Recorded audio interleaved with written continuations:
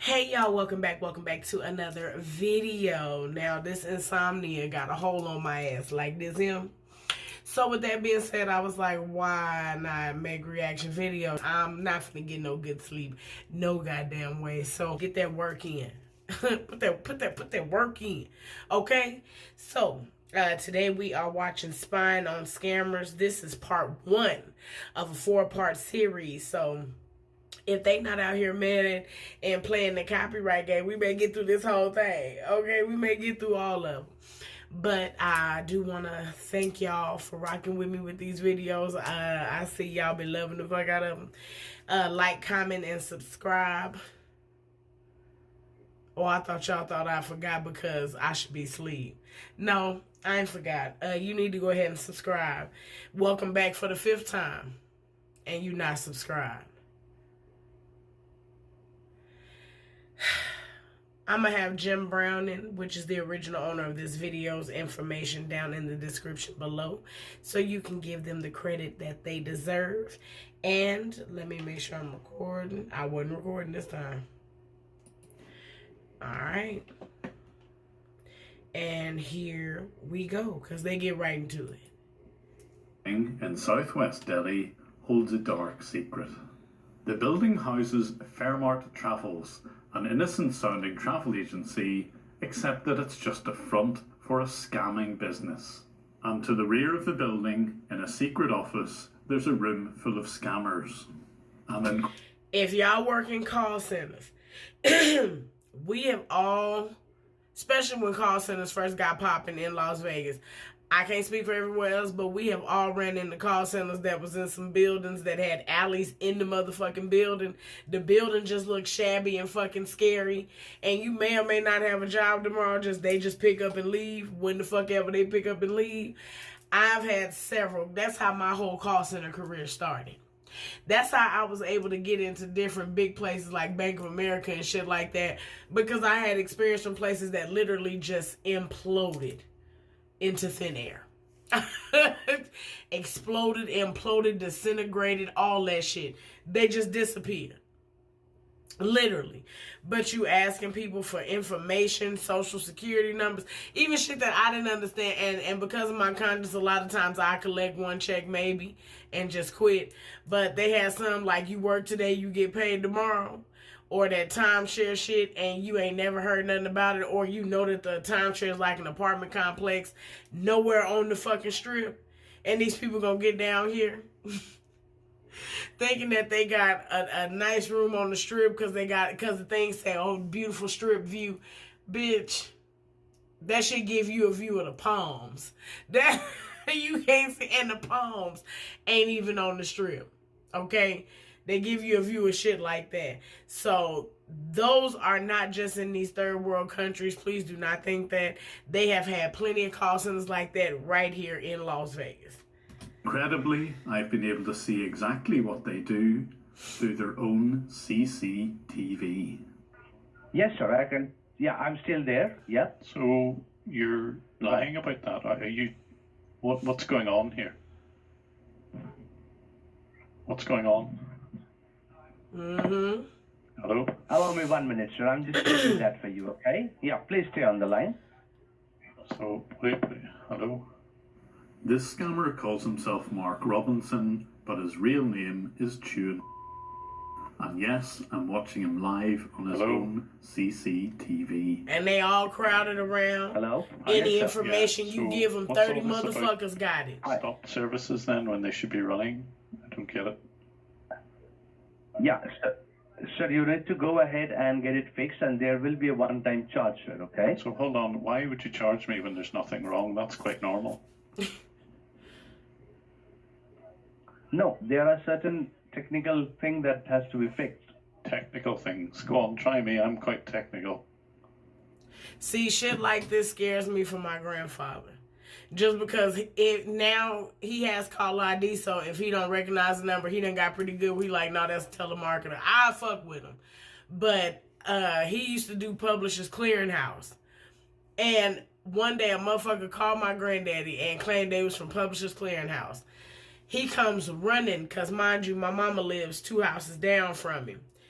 He comes running My granddaddy is in his 70s. He's running to the house with the cordless phone. So you know the cordless phone only goes so fucking far. So he like, Nat, I done won the money. I won the money. Come talk to the man. So the man was like, oh no, sir, we'll just talk to you. So I said, Daddy, give me the phone. I said, because I know me reading the Publishers Clearinghouse paperwork, it says we will not call you about anything. And then I don't even believe I ever put his number on nothing, but they say on the paperwork, we'll email you if anything to let you know. And the only thing we're going to email you is to let you know if you want or not. You know what I'm saying? And if you want, we're going to tell you what day we coming to your house. The man, excuse me, long story short, the man told my granddaddy, well, I need you to go to CVS or Walgreens and purchase an American Express card, load $500 onto it. Once you let me know the confirmation code, we're going to give you the FedEx number to the truck that's on the way with the check. Publishers Clearinghouse don't fucking work like that, nigga. They deliver the check. When have you ever seen FedEx deliver a fucking Publishers Clearinghouse check without the people? Never. You've never seen that. That ain't what you're supposed to see. You've never seen it because it's not a thing. You've never seen it, okay? But when you have older people, they not thinking like that. You know what I'm saying? All they know is somebody done told them they finna win money for the rest of their goddamn life. Like, let me get on this. And he was like, no, Nat, I'm gonna go get the card. No, the fuck you not. You not. You just want to throw $500 away. Give it to me. I'll do something with it. Shit, you want to throw away $500? Hand it to Big Daddy. Hand it to Big Daddy. I'll find something to do with it. I promise you I will. And you know what? What's even better? I won't even tell you what I'm doing with it. I'll find something to do with it, and I won't even tell you. And I even give you a confirmation number. Don't do this. This shit like this scares me. You know what I'm saying? And then even when you call like with CenturyLink, and y'all already know, my heart goes out to any call center representative. I don't give a fuck where you at. A lot of times I get bothered when people ask, well, are you in the U.S.? Fuck kind of question. You can hear I'm in the fucking U.S. You can hear where I'm at. You know where I'm from. But not even that, just being on the other end of that phone when you talk to somebody from these other countries and you explaining shit and they don't understand. And then I can hear you talking to somebody else and I can hear them feeding you information. Now I know it's two of y'all looking at my motherfucking account where all my information is. I don't like that shit either. And then you call somewhere, you order some shit, then you start noticing, I'm sorry, I went into a tangent, but y'all start noticing little charges on your debit card. 89 cents, 50 cents. And when you don't dispute them motherfuckers, okay, now you start getting hit with $5. Then they just take it all. I'm sorry, sir, but there will be a charge if you want. We can fix it. Or if you don't want, I can go out of your computer. No problem. No, I just want to know what's wrong. I mean, you're a technician, so tell me what's wrong. Right. He got Candy Crush, Solitaire on the computer. We need to assign the case to the senior level technician. You're about to see one of the most comprehensive views of the inner workings of one of these scam call centers ever seen on YouTube. Critical alert from Microsoft. That's horrible. Here is a great hack on how to save on the no, it ain't. And if it is, we don't want to know nothing about no hacking. This is what we looking at right now. That's the problem. Teaching everybody how to hack some shit. But let's start at the beginning. How exactly did I find out that Fairmart Travels were behind this pop-up scam? Like most scammers, they buy fake and malicious adverts. These adverts claim that your computer has a virus and it will lock your PC in a way that it almost forces you to ring the number which is shown on screen. And it's not possible just to close this window. On top of this, a very loud warning will play in the background. Security message. Your computer has been locked up. Your IP address was used without your knowledge or consent to visit websites that contains identity theft virus. If you've not encountered anything like this before, you can see how it's possible that some people will phone the number in the hope that they can get rid of what looks like a virus. Of course, there's nothing wrong at all, it's all just to encourage the phone call. And if you watch my channel at all, you'll know that I deliberately phone these numbers. I have my PC set up in a way that if they attempt to scam me, and they usually run a very set script, I will reverse this connection and gain access to the scammer's PC. So when they did try to steal money from me, they described their organisation as iTech Securities. This would turn out to be one of many aliases which Fairmont Travels will use. And the method they used to take these payments was through PayPal, something that would allow me to trace the scam payments right back to the managing director. And when I gained this reverse access, the thing that was immediately apparent was that they had CCTV. This would provide a fascinating insight as to how their operation worked and what the layout of the building was. This would prove now, very if they have useful for identifying CCTV, who they were.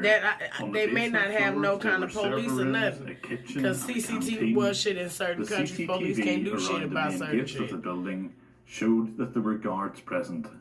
This isn't unusual in certain large buildings in Delhi, but it did show exactly what the road and surroundings looked like. Watching people walk around the place, I got a good sense for the layout of the building. This person, for example, is walking. They got no nerve to have the call center quotes up. Opportunity don't come knock, you build it. You steal that shit. That's what the fuck you should put up there. Tell the people what they doing. Y'all know what y'all doing. Fucking jackasses. Around the first floor, and this is to the rear of the premises. But most of the cameras indicated that this was a proper on their cell phone, all kind of shit. It's so scary. And certainly in the main and building, people be laughing at elderly people for one. I ain't mean positive, but people be laughing at elderly people for not fucking with them debit cards like that. That shit is terrifying. Doing real jobs in probably a real travel agency. But there were another 2 floors which were covered by CCTV, which didn't seem to have anything to do with the main office building. There was one of these floors where I was certain that the scammers were present in one room. So I needed a bit of help. Someone who could photograph just looking at that fucking building and try and find looking at them cubicles makes me miserable. Ugh. So I called on my friend Carl Rock. My heart go out to anybody that's still in the field. Carl exposes scams in India, and I urge you to check out his channel. I'm sorry. I know y'all be like, quit Paul. Fuck that. This is my video. My heart goes out to anybody that does that fucking job. Call center work, even scamming call center work, period. But just call center work in itself, if you have never done it, don't ever knock it. That is some emotionally draining fucking work. Like, I literally started feeling sad on the inside when I seen them cubicles. You know how you get sad when you clock in? Cause you in the chair. It's just, it almost makes me want to fucking throw up and cry at the same time. Like, it's literally a thing. I hate seeing Chronos machines. I hate all of that shit. I hate it. I hate it. If I was to ever get back in the field, it would have to be working here. I could never go to another call center building. Because just the visual of that took my breath away. That is some emotional, mental, motherfucking murder to people. And people will say, oh, it don't take shit to work in no call center. Only the strong survive in them bitches. You have to think about it. People have their everyday life going on, right? And a lot of us work for a company that sells shit, provide a service, or provide something that we can't fucking afford. But yet I have to answer the phone for you. A lot of people in them motherfuckers are living paycheck to paycheck. I don't give a fuck how nice they dress, all that other shit. They either living paycheck to paycheck. They the weed man up there. They the lady that make plates. They got some form of side hustle. But I don't know about too many people that's not in management that work at a call center, and that's their only line of work. That's their only source of income. It's damn near impossible. And I worked at call centers making $18, $19 a fucking hour. And it just was not still enough. After your insurance, some call centers will give you insurance. And then you don't think about the dangerous shit in call centers. You don't know when people may snap and come up in that motherfucker clowning and y'all stuck in there. All kind of shit. Like, it's mental mayhem in them motherfuckers. If you don't know no better. You know what I'm saying? Dealing with people's medicine and money, I hate fucking with anyway. And majority of the jobs that's going to pay you good, it got something to do with medicine. Now, electronics is taking over. I hate the fact that I have heard grown men and women, big grown, musty grown, career grown. I done heard grown men and women cry about a goddamn phone. The fact that they can't walk into the store, something that they knew already. I can't walk into the store and just get another phone. Fuck no, you know that. You signed the paperwork. You know you can't just go up there and get another phone unless you're going to pay for it outright. Well, I don't think I should have to. I pay insurance. Exactly, which is why we're going to replace the phone for you and it'll be to you within 5 to 10 business days. Like, so I don't, and it's just, if you've never done that kind of job, you won't understand. But I literally caught a mental flashback that almost fucked me up seeing that fucking bit. Ugh. Oh, in the top right-hand corner, you'll see a link to his version of this video. Thank God. After Carl shot this video, thank y'all. Fuck that. I'm smoking. Thank y'all. Thank y'all. Subscriptions, follows, shares, all that shit is a reason why I get to do something that I fucking love. Because I hated that shit. footage, I noticed that there's something that appeared on one of the CCTV cameras. From the CCTV, I could see that there's a roof garden right outside the room that the scammers operated in. And lo and behold, right behind the Fairmart building was another building with a roof garden. Fairmart had only recently installed CCTV, and it was during that installation process that the camera was briefly fixed on that roof garden. Eventually, the camera would be turned round to a static position in front of the offices where the scanning took place. So Carl very kindly took a second lot of drone shots of the building behind Fairmart. This is where their scams operated from. This is one of the cleverest but sneakiest ways of disguising the fact that you're a scamming group. If the police ever did raid the main building, they would only find legitimate computers and legitimate offices. And I could see that it was the alleyway between the two buildings that was being used by scammers to move between the legitimate and illegal offices. Wow. The people who were employed to run the scams didn't even need to use the front door of the normal office. He's right above them while they're walking around. But the CCTV didn't have any audio, but I could see them using remote access software. Here, this scammer is using GoToAssist, and even sometimes the pop-up which would appear on their victims' PCs. But although their CCTV didn't record any audio, they happened to record audio on a different system called Ringba. This is their VoIP provider, which allowed them to use UK and US phone numbers, but it had the advantage where every phone call they received was recorded. You would have good reason to wonder why a travel company would run a campaign called USA Blue Screen of Death or UK Adult. And because they recorded all of their calls, I could listen in on some of them. You're calling support. My name is Alwyn. How can I help you today? I just got an important security message. I'm making it says my computer's being shut down. What were you doing on the computer when you got this message? Your IP address was used without your knowledge or consent. Can you lower down the volume of your computer? So since I had all of their audio files, all I needed to do was take the timestamps of the audio and match them to the timestamps of the video. This would allow me to see other people being This shit scammed. is crazy. Please call our support immediately. Thanks for your call. You're speaking with Luke. Can we help you? Luke. Hi. All right, Pradeep. On my computer and it's telling me it's locked and I have to call. Stop playing with me, Pradeep. Okay. Shit. And what were you trying to do on this computer? Playing with people's lives. Is this your personal computer or it's a family computer? So what computer?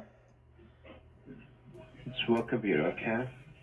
So do you have any IT guy? If I hear too many people in the background, I hang up. Do you have any IT guy in your work, in your office? No, I'm at home now.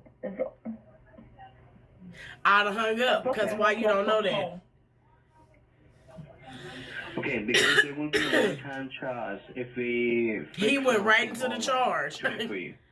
If there's any software issues, there will be a one-time charge.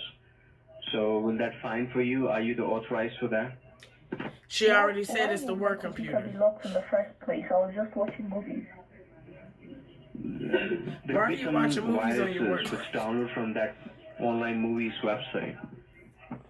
Oh. Yes. So I have to check the computer I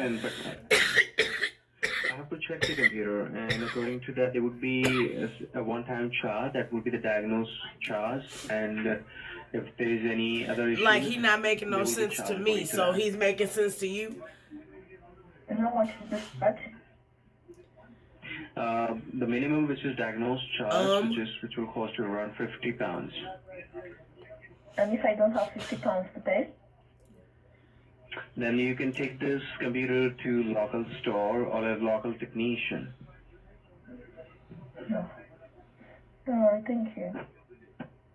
Okay, no problem.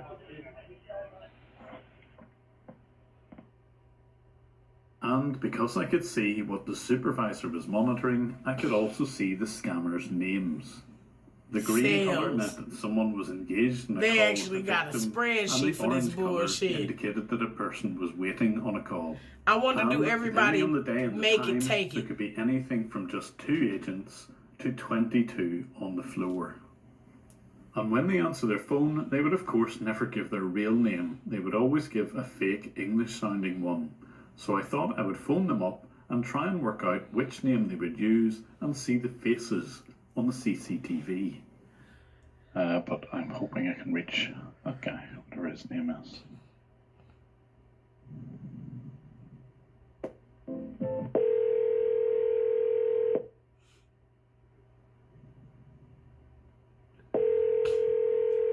For calling support, this is Jerry. How may I help you?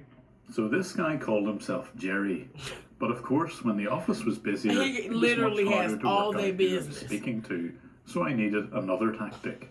I would deliberately change. David, you know, we come out here for the winter to be with you, and it's like you're not...